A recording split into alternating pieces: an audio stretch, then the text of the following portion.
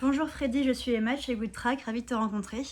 Bonjour Emma, je suis Freddy de Manger du Sens et je suis tout aussi ravi de te rencontrer. Alors Freddy, est-ce que pour commencer tu pourrais nous résumer ta trajectoire, celle qui t'a amené à ce qui semble être à la fois une évidence et une passion pour toi?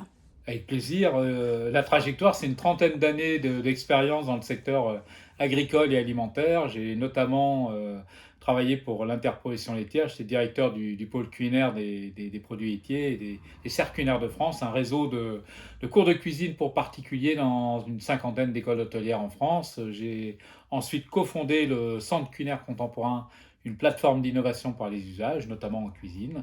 Et depuis 2020, je suis cofondateur de Manger du Sens, la start-up qui dialogue, innove et réinvente les modèles.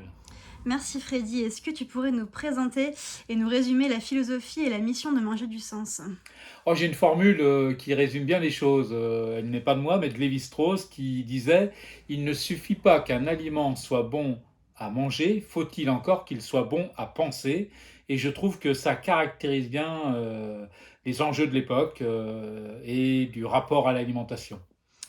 Freddy, est-ce que sur la base de ton expérience, Manger du Sens c'est facile à transmettre? Est-ce que en tant que citoyen consommateur, nous sommes prêts à changer facilement nos habitudes alimentaires?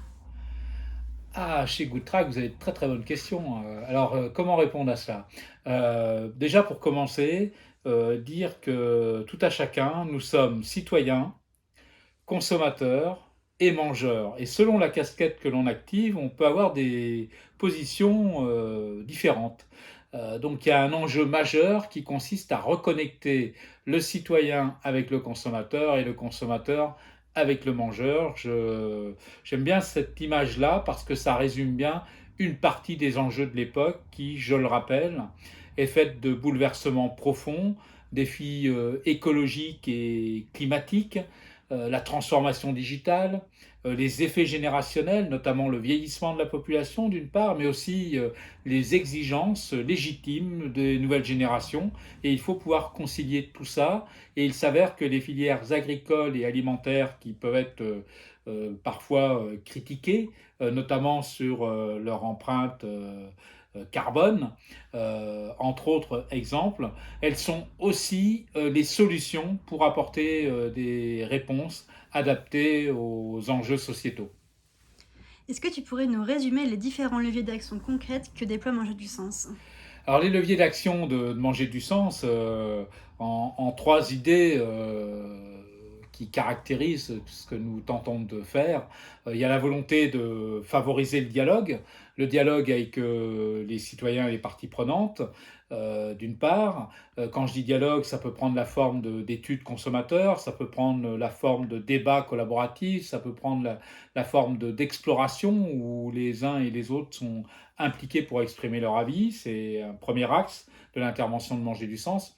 Il y a une deuxième mission qui s'articule autour du parcours d'innovation et sur tout ou partie de ce parcours d'innovation, sur les phases dites exploratoires, d'idéation, de prototypage, de test et d'accompagnement de la mise en marché. Donc ça fait partie des sujets sur lesquels Manger du Sens intervient pour faire émerger de nouvelles offres alimentaires. Et enfin, le troisième axe d'intervention de Manger du Sens, c'est accompagner les acteurs, les écosystèmes agricoles et alimentaires dans leur capacité à impliquer leurs collaborateurs, leurs clients, leurs parties prenantes pour réinventer des modèles agricoles ou alimentaires. Donc il y a une ambition plus globale, plus holistique qui s'impose dans ces cas-là.